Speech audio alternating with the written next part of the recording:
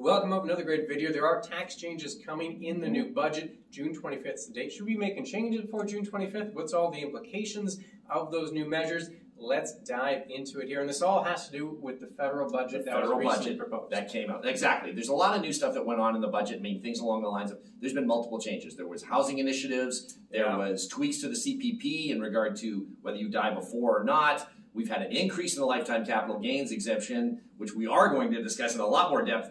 Pharmacare, but again, I think that the capital gains inclusion rate is the main thing that we're dealing with here. Yeah, and that was the one that grabbed our attention. Effectively, it's a new tax. They're changing how it works, the capital gains tax.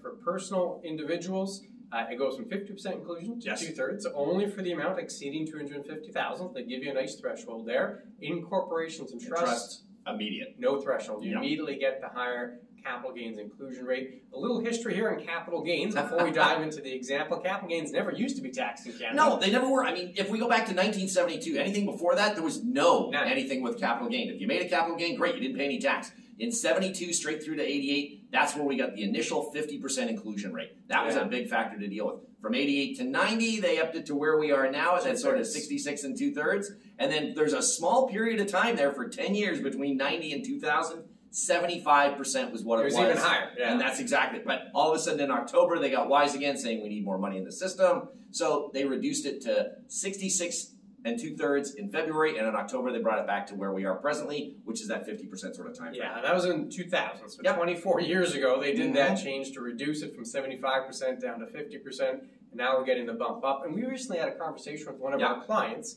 Her name, well, for this purpose, we'll call her Margaret.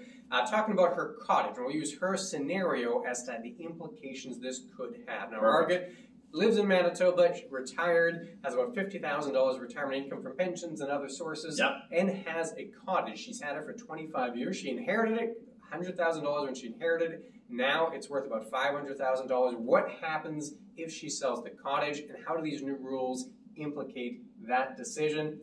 Let's go through the details. Yeah, exactly. I mean, under the current rules, what will happen is that sale price, $500,000 minus $100,000 adjusted cost base means she's got a $400,000 capital gain. Yeah. At present, we're only including half of that, which is $200,000 that goes in. So the $200,000 is tax-free that she gets, and then $200,000 included into it. So her taxable income, $250,000 that she's got. But I mean, if we take a look at what we're paying on one minus the cottage sale, the additional taxes she's paying minus the $50,000 is about $83,000. That's the base sort of scenario. That's where we are presently. That's under the current rules. Under the current rules. Now, with the changes, though, Clint, we have a little bit more of manipulation here, don't we? Exactly. You can see the same $400,000 capital gain, and now the inclusion rate, that 50% on the first $250,000. That's where the threshold comes in. So it's $125,000 tax-free, $125,000 has to be added to her income, and then the amount above $250,000, in our example, that's $150,000. So a $400,000 capital gain, $250,000 at one rate,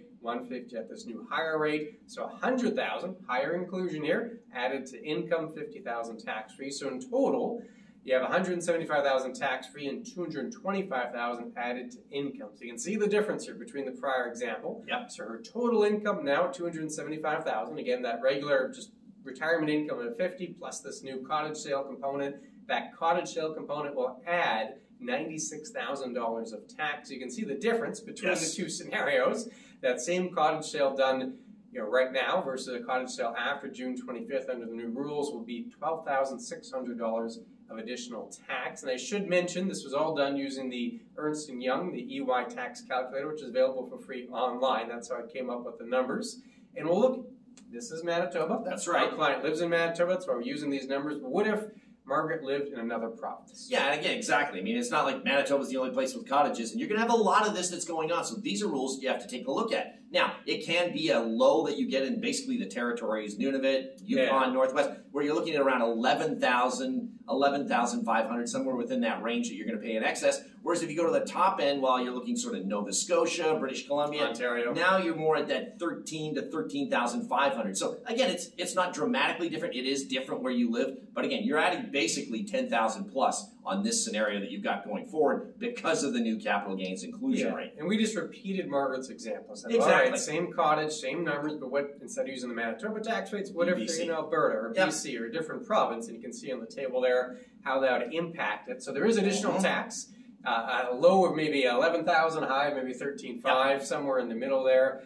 And now this takes effect June 25th, but not just for personal. We talked a personal example. It will also impact corporations. If you have a trust or incorporated entity, this could have a larger impact because you don't have that barrier. You don't have that 250,000. It's every single capital gain, and there are some corporate implications there. Yeah, so I mean, starting with that, I mean, saving as a corporation has always been advantageous because you've had this capital gain scenario. Now, all of a sudden, you've gone from that 50% to 2/3, so it might not be as much. So again, taking advantage of lower inclusion rates on that first 250 for individuals, you may want to do that nowadays. So why incorporate if I can get a better deal on my sort of personal side of things? Yeah, the mix, the idea of strategy and how much do I have my corporation versus personal RSP, when do I dividend it out, all that scenario might be impacted by this because you have a little bit of a better treatment on the personal side to the $250,000 barrier, you don't get corporately. So it might mean you have to review that mix. Exactly. So I mean, and reducing the capital dividend account is another one for corporations. Higher inclusion rate means non-taxable portion is much smaller, and what we're going to be dealing with is a smaller amount credited to that CDA to begin with.